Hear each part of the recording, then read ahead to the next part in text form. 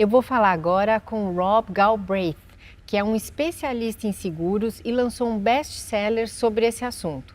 Será que a tecnologia pode ajudar a gente a baratear os custos dos seguros? Vamos ver essa conversa que está muito interessante.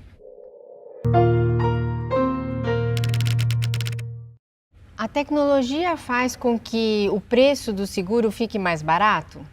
Yes, it does. It helps bring costs down so that it's less expensive to deliver insurance, which makes it more affordable and also extends the types of insurance that you can offer to more people.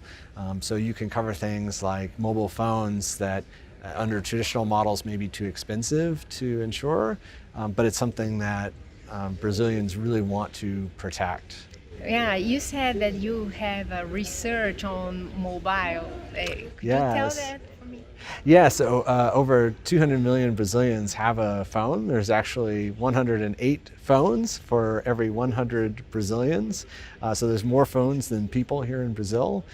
So there's a company, Pitzi, P-I-T-Z-I, that has a $100 million valuation as an insurtech startup that is insuring mobile phones here in Brazil.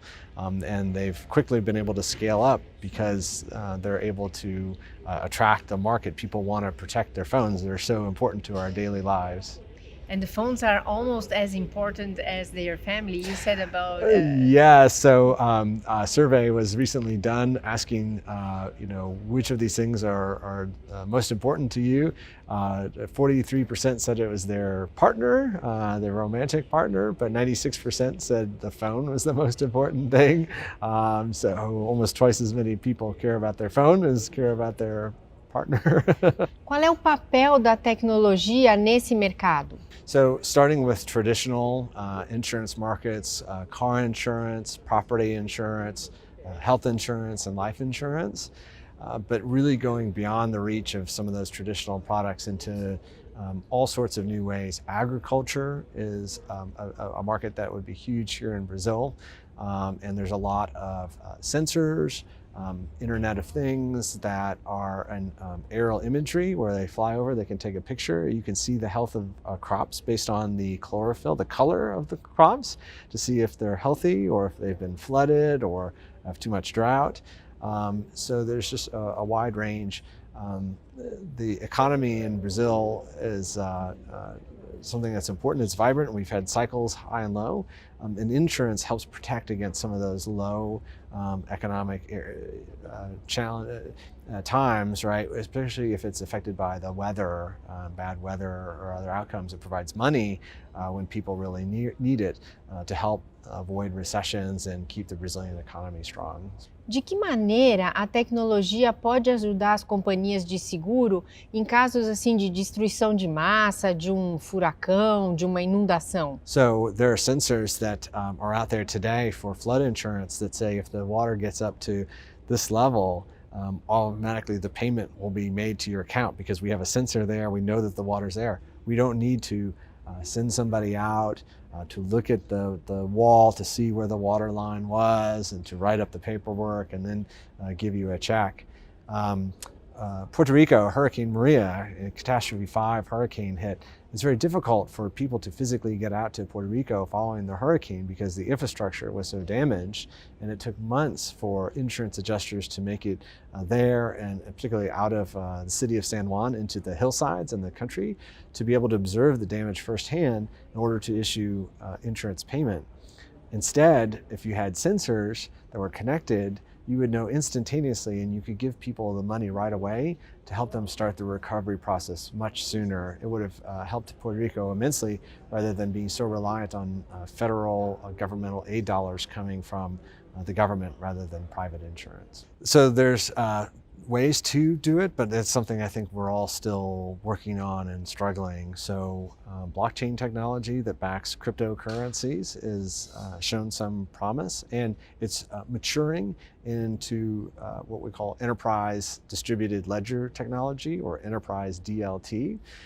So it's not as speculative as cryptocurrencies are ripe for hack, but really a way to securitize information so that people know that you are who you say you are digitally, and allows for less checks, less paperwork, less prove me that you own this vehicle or you own this property, and facilitates faster payments and helps reduce expenses. The area that is of concern is around much of the health and life information. So I talked about wearables in my talk that you wear on your arm. It can sense if you trip or fall, if you get hurt, but it only is capturing things around the person. It's not actually looking at their heartbeat or if they're sweating or if they have any type of diseases, because those are things that a lot of people don't want to share with their insurance company today. And if there was a way for insurance companies to prove that they were securitizing it and not keeping it safe and not charging people more money because they might have some disease, then people would be more willing to give up that information as long as it would give them a benefit and not harm them. And I think we talked this morning at the panel before my talk about the ethics of some of the sharing. So the technology is there. It can tell you if somebody's been drinking too much on the job or other things, but it's how we apply it in a thoughtful way that conferences such as this is such a wonderful space to have these conversations that help move our society forward. O setor de seguro está buscando maneiras de tornar os seguros mais acessíveis, mais populares. De que maneira as fintechs podem contribuir com isso? So it's generally acknowledged that fintechs are about 24 months ahead of insurtechs. So I give a lot of credit to banks, bank assurance, fintech space for being pioneers and leaders, and for our insurance industry to be closely following them. One example that I use often is credit cards. So if people don't have insurance but they have a loss, oftentimes they will help to cover that loss through the use of credit cards. And credit cards have several advantages. One, you don't incur the cost of the loss until you actually have the loss. So you're not spending money that you ended up not needing, which is quite often the case with insurance. And one of the main objections to insurance today is I don't want to spend money if I don't have a loss. And then it is more efficient. So you have a large bank, you have Visa, MasterCard, American Express, you have fraud, you have government regulation. So there's lots of costs, but yet when you swipe your card, it only costs about 3% of the transaction fee. Whereas in insurance, oftentimes expense ratios are about 30%. So it's about 10 times more expensive to offer an insurance product than to offer the credit card product. And so that's something that I think insurance can learn from fintech in terms of ways to become more efficient to help bring the cost down, because at 30% expenses makes a lot of products unaffordable, or even new products can't exceed that cost threshold. So by helping to bring the cost down, I don't think it'll ever be down to 3%, but maybe below 10% for insurance would open up the marketplace to a lot more people and a lot more products to be insured. Você acha que o brasileiro não contrata seguros por uma questão cultural ou financeira? It sounds like it's a mix of both. So I think part of it is the economic history of Brazil is very different than the West and the United States or Western Europe.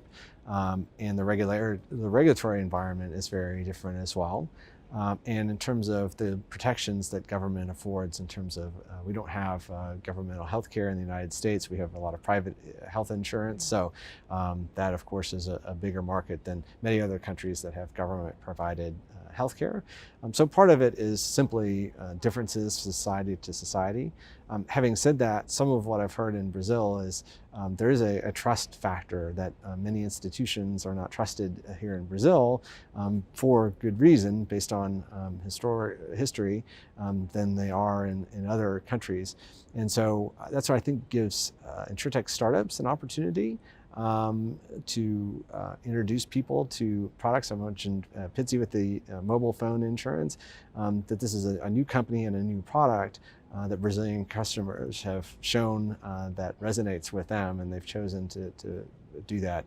In the same way that Amazon as a new company has come in and sells a lot of products that isn't based in a shopping center or another wall. So I think Brazilians as well as people around the world are open to new opportunities from new companies that they don't necessarily have a history of distrust or letting them down in the past. As mudanças climáticas, os acidentes naturais, esses seriam os maiores desafios do setor de seguros? So this is a topic I'm very passionate about, and I think it's a reason that private insurance is so important for a couple of reasons. Number one, insurance is the price signal of risk. So you can tell people that this area is very unsafe to live and this area is safer, but that doesn't mean very much to people. But if you tell them it costs 10 times more to insure this property than this property, they understand money and they understand costs, and so they change their behavior based on those prices for insurance. Insurers have some of the most sophisticated tools to help us understand the real costs of climate change. So they use catastrophe modeling. You have primary insurers as well as reinsurers such as Swiss Re, Munich Re, and many other large corporations in London, Bermuda, and elsewhere. Tokyo Marine is another one based in Asia. So they have some of the most sophisticated modeling tools to help us understand the true costs and to find ways to allocate that cost among people. And to the extent that those costs can be borne by private insurance, then that's less money that government and ultimately taxpayers have to pay to cover the cost of climate change. And it makes societies more resilient because unfortunately, some societies are more susceptible to climate change than others based on where they live and their geographies, and will have to bear a cost for many that may be unsustainable. And so finding ways to offload that cost on private markets that are willing to take on the risk for a lower price is really important long-term to help companies deal with the consequences of climate change and to understand some of the adaptation mechanisms and mitigation mechanisms that may be cost-effective for them to help them deal with the threat. E você? Que tipo de risco pessoal você toma? Você faz alguma coisa que tira o sono do seu corretor de seguros?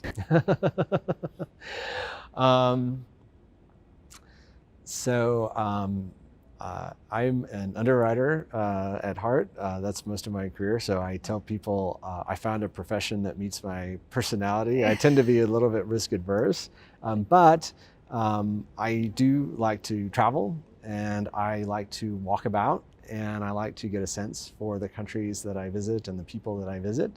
And I don't always plan ahead. I don't always think about what I should bring.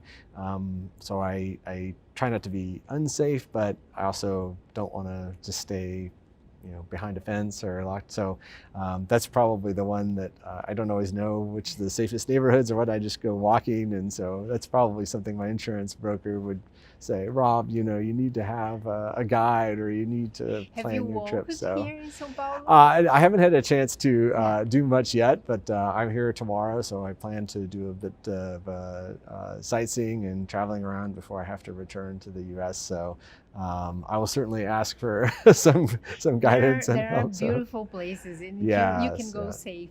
Yeah, perfect. But that's probably the one that I can always end up in even in London and elsewhere, I've ended in some sketchy neighborhoods maybe I shouldn't have been in. So. Okay, thank you. Thank you so much. I appreciate it.